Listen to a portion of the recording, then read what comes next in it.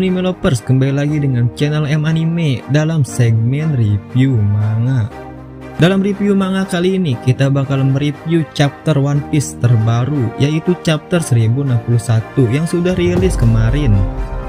Tapi sebelum lanjut ke pembahasannya, bagi kalian yang belum subscribe, silahkan subscribe terlebih dahulu agar kalian tidak ketinggalan video-video selanjutnya.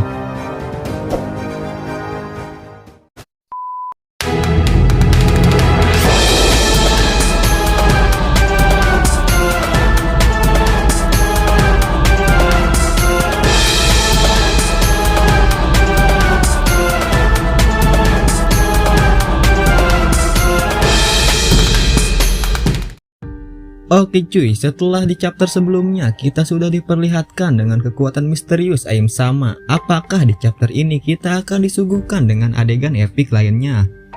Yuk, tanpa basa-basi, ayo langsung saja kita bahas chapter 1061 ini. Chapter 1061 yang berjudul Pulau Masa Depan. Untuk cover story di chapter ini memperlihatkan Germa 66 dan Caesar Clone yang berhasil melarikan diri dari kejaran Katakuri dan Oven berkat gas milik Caesar Clone di cover story sebelumnya. Di awal chapter masih menunjukkan cerita sebelumnya, yang mana kelompok topi jerami yang bertemu dengan Bonnie di pusaran air, dan akhirnya mereka hampir tiba di sebuah pulau yang bernama Egghead. Tapi sebelum sampai di pulau tersebut, kelompok topi jerami diserang oleh robot hiu yang berukuran sangat besar. Karena serangan itu, Luffy dan Chopper terjatuh dari kapal, yang mana keduanya pemakan buah iblis, mereka pun tenggelam di dalam laut. Jinbe yang melihat hal tersebut langsung memerintahkan Franky untuk mengambil kemudinya. Jinbe kemudian langsung melompat dari kapal untuk menyelamatkan Luffy dan Chopper. Luffy dan Chopper pun berhasil diselamatkan oleh Jinbe dan dibawa ke tepi pulau. Tidak hanya itu, Jinbe juga menyelamatkan Bonnie yang ikut tenggelam pada saat itu.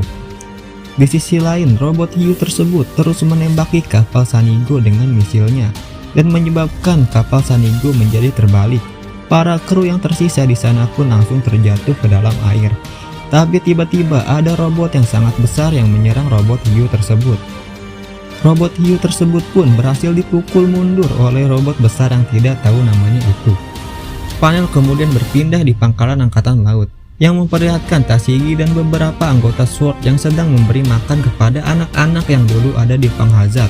Di sini juga memperlihatkan Helmeppo dan temannya seorang gadis yang bernama Hibari sedang memohon kepada Prince Groose, salah satu petinggi SWORD, agar dipinjamkan salah satu serap him untuk menyelamatkan Koby. Yang kita tahu ia sedang ditangkap oleh bajak laut Kurohige. Akan tetapi permintaan itu tidak disetujui oleh para anggota SWORD. Panel kemudian berpindah menunjukkan Luffy, Jinbe, dan Chopper serta Bonnie yang terpisah dari kru lainnya. Mereka sudah berada di tepi pulau dan sedang mengeringkan pakaian mereka. Di sini memperlihatkan bahwa Jinbe, Luffy, dan Chopper seperti tidak tertarik melihat Bonnie yang sedang telanjang. Beda cerita kalau Sanji yang ada di posisi itu, langsung dah. Ya mungkin kalian penasaran kenapa mereka nggak tertarik. Luffy seperti yang kita tahu, dia cuma tertarik sama daging sama petualangan doang. Kalau Chopper dia kan hewan, jadi cuma tertarik sama hewan juga. Seperti yang dulu dia tertarik sama salah satu suku Ming yang ada di Pulau Zou. Jinbe juga sama seperti Chopper, dia cuma tertarik sama manusia ikan juga. Dan di sini Bonnie berterima kasih kepada Luffy karena sudah menyelamatkannya. Bonnie juga mengingatkan Luffy bahwa ia juga musuhnya, tapi Luffy masih menghiraukannya. Di sisi lain, kru topi jerami yang lainnya sudah berada di Pulau Egghead. Di sini juga dijelaskan bahwa Pulau Egghead dikenal dengan Pulau 500 tahun di masa depan, yang mana pulau ini terdapat laboratorium Vegapunk. Di sini memperlihatkan robot besar tadi yang menyelamatkan mereka. Terdapat sosok yang keluar dari dalam robot tersebut. Ternyata sosok yang mengemudikannya robot itu adalah seorang wanita. Dan di bagian dada wanita tersebut terdapat tulisan Pang 02. Wanita itu lalu berbicara kepada kru topi jerami yang ada di sana bahwa jangan senang karena telah diselamatkannya. Ternyata wanita itu adalah orang yang bekerja untuk pemerintahan. Ia dikenal sebagai ilmuwan yang jenius dan meminta mereka memanggilnya sebagai Dr. Vegapunk. Ya, wanita itu mengaku-ngaku sebagai Dr. Vegapunk. Dokter Vegapunk yang kita tahu digambarkan seorang laki-laki atau kakek-kakek ternyata seorang wanita muda. Tapi mungkin itu cuma cloningan dari Dokter Vegapunk yang ditanamkan pikiran aslinya. Mengingat ada tulisan 02 di dadanya yang berarti Dokter Vegapunk yang asli memiliki nomor 00 atau 1. Ya bisa saja. Atau bisa juga Dokter Vegapunk itu sudah sangat tua, jadi dia membuat cloningan dirinya untuk membantu pekerjaannya.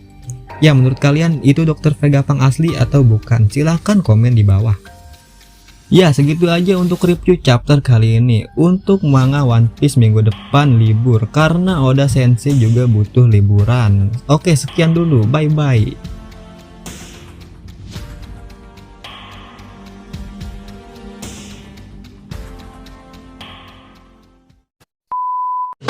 Ara, sayonara. Oke sekian dulu berita hari ini. Maaf jika ada salah kata. Jangan lupa like, subscribe channel Anime. Tulis di kolom komentar jika kalian ingin menambahkan berita yang tidak ada di video ini. Share juga ke teman-teman kalian sesama pecinta anime biar kita lebih sering upload videonya. Sampai jumpa di video-video selanjutnya.